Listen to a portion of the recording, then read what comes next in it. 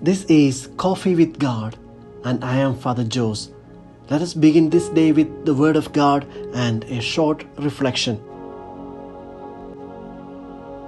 A reading from the Holy Gospel according to St. Matthew, chapter 17, verses 22 to 27. The passage is taken from the Message version of the Bible. As they were regrouping in Galilee, Jesus told them, "The Son of Man is about to be betrayed to some people who want nothing to do with God. They will murder him, and 3 days later he will be raised alive." The disciples felt scared to death. When they arrived at Capernaum, the tax men came to Peter and asked, "Does your teacher pay taxes?" Peter said, "Of course." But as soon as they were in the house, Jesus confronted him. "Simon, what do you think?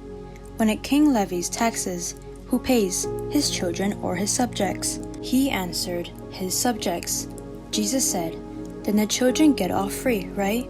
But, so we don't upset them needlessly, go down to the lake, cast a hook, and pull in the first fish that bites. Open its mouth, and you'll find a coin.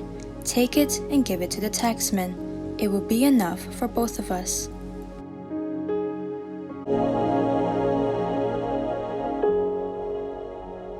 Reflections on the Gospel according to St. Matthew chapter 17, verses 22 to 27.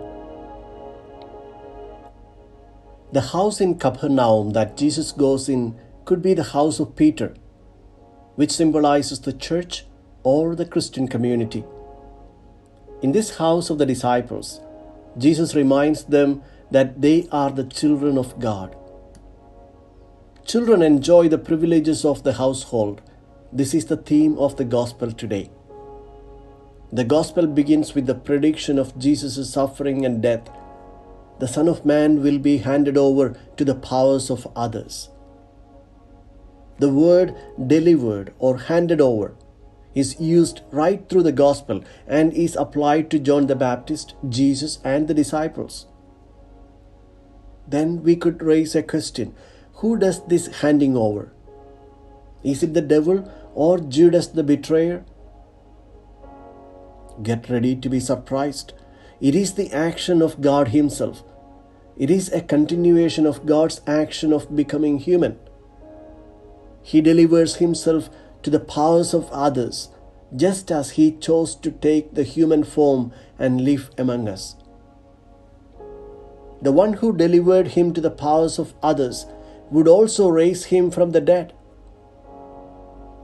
Matthew displays clarity of understanding. He wants to make it clear to his community that despite the horrifying tortures and crucifixion that Jesus suffered, He was in total control.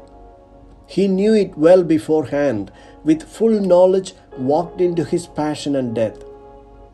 It was all according to His divine plan. The question of paying temple taxes is found only in the Gospel of Matthew, perhaps because Matthew comes from the background of being a tax collector himself. However, through this incident, he brings home a consoling message to the members of his community, that they are all members of God's household. The argument that Jesus makes is that the temple ought to be the house of God. God's house is also the house of the children of God. And we are God's children. We should therefore be exempt.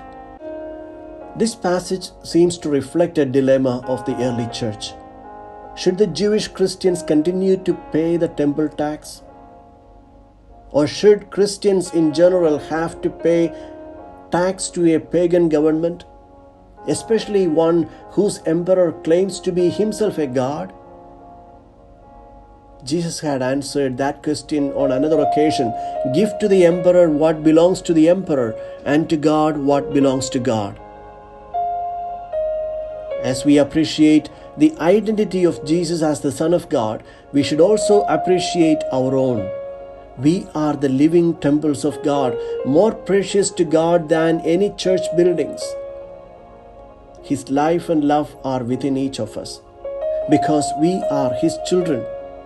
Because we are His sons and daughters and His living temples, the only tax He expects from us is a free response of love.